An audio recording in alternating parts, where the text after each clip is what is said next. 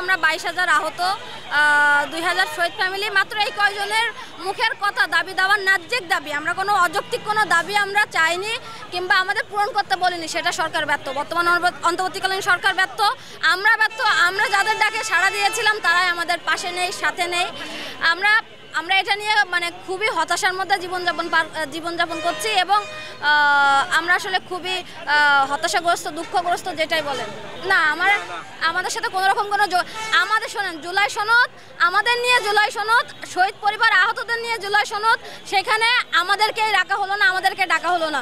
আমরা ভেবেছিলাম ওই দিন আমরা আনন্দ উল্লাস করতে করতে, বিজয় মিছিল করতে করতে বাসায় আসবো, কিন্তু ওই দিন আমাদের রক্ত ঝরিয়ে কাঁদতে কাঁদতে বাসায় আসতে হয়েছে, যেটা হচ্ছে 2024-এর ফ্যাসিস্টের যে ঘটনাটা হয়েছিল সেটারই পুনরাবৃত্তি, সেম টু সেম, কোনো পার্থক্য নাই। যখন আমরা শহীদ মিনারে যাই, আমরা সংসদ ভবনে যাই, আমরা শান্তিপূর্ণভাবে বসেছিলাম। আমরা সংসদ ভবনের সিঁড়িতেও উঠিনি। তারপরে আমাদেরকে ডিএমপি কমিশনার আসলেন, উনি আমাদেরকে 5 মিনিট সময় দিলেন। 5 মিনিটের মধ্যে আমাদের এখানে বয়স্ক ছিল, পঙ্গু ছিল, অন্ধ ছিল, লাঠিচার্জ শুরু করে দিল এলোপাতাড়িভাবে। তারপরে আমি যখন আসছি, আমি দৌড়াইনি, আমি জানি আমি দৌড়াইলে আমাকে মারবে। আমি পুলিশকে বলছি, ভাই আমাকে মাইরেন না, আমি বের হয়ে যাচ্ছি। তারপরে তারা আমার কথা শুনিনি। 24 সালে ফ্যাসিস্টের সরকারের লোক আমাকে যে হাতে মেরে জখম করছিল, আমার হাত দিয়ে আমি ভারী কিছু এখনো তুলতে পারি না, সেই হাতেই আবার আমাদের বসানো সরকার, আমাদের রক্তের উপরে বসানো সরকারের পুলিশ বাহিনী আমাদেরকে আবার আক্রমণ করলো। এর থেকে ন্যাক্কারজনক ঘটনা বাংলাদেশে আর দ্বিতীয় কিছু হতে পারে না। আমাদের শহীদ ফ্যামিলির মুরব্বীদের গায়ে হাত তুলেছে। আমাদের এক শহীদের বাবা বিভাগীয় কমিশনের সাথে হাত মিলাতে গেছে, উনি হাত মিলাননি। হায় আফসোস, আমাদেরকে ভুলেই গেছে টোটালি। আমাদেরকে তারা মানুষই মনে করে না। আর আমাদের যে কোনো বিষয় নিয়ে আমাদের রাস্তায় নামতে হয়, পথে পথে দৌড়াইতে হয়, এর কাছে যাইতে হয়, ওর কাছে যাইতে হয়, তারপরে আমাদের দাবি পূরণ হয়। কিন্তু আমাদের জুলাই সনদের এখন আমরা আইনি ভিত্তি চাই, যেটা হয়েছে সেটাতে আমরা সন্তুষ্ট না। আর তার থেকেও বড় কথা, আমাদেরকে মেরে তারা ঘটনাকে অন্যদিকে ঘোরানোর জন্য 900 জনের নামে মামলা করেছে।